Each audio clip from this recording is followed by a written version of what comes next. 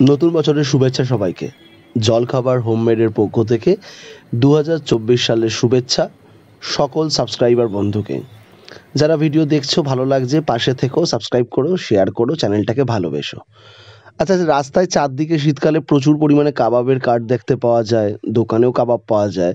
তো চেষ্টা করলাম বাড়িতে কেন একবার বানানো যেতে পারে না।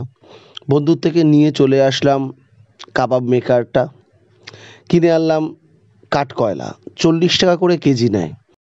তার সঙ্গে আরও কিছু কিনে আনা হলো চিকেন ব্রেস্টের পিস, কারণ ওখানে হাড়টা কম থাকে, বোনলেস করে দিতে বলা হয়েছিল। ওভারনাইট ম্যারিনেশনে ছিল। কী কী দিয়েছিলাম? দই, ঘরে যাবতীয় মশলা, গরম মশলা, জিরে গুঁড়ো, ধনে গুঁড়ো, যেগুলো মেন ইনগ্রিডিয়েন্ট সেগুলো হচ্ছে অবভিয়াসলি সাদা তেল দেবেন। মশলা দিয়ে মাংসটাকে অনেকক্ষণ ধরে মাসাজ করবেন, কাঁটা চামচ দিয়ে একটু ফুটো ফুটো করে দেবেন। কাসৌরি মেথি, জোয়ান, নুন চিনির একটা পেস্ট বানাবেন।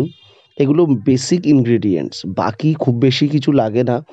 আদা, রসুন, পেঁয়াজ খুবই সামান্য লাগে। মেন যে কাঠকয়লা থেকে যে স্মোকি ফ্লেভারটা বেরোবে, ওটাতেই একটা লেভেলের স্বাদ আনবে।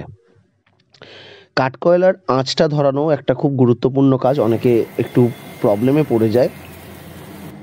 কাঠকয়লাটা সাজালেন, তার বিভিন্ন দিকে দিয়ে দেবেন ছোট ছোট ডিমের যে ক্যারি করে যে ওই খোসার টুকরোগুলো, আর তার সাথে দিয়ে দেবেন কর্পূর, দিয়ে আগুনটা জ্বালিয়ে দেবেন। কেরোসিন তেল ইউজ করবেন না। দারুণ তুলতুলে, দারুণ নরম চিকেন কাবাব জলখাবার হোম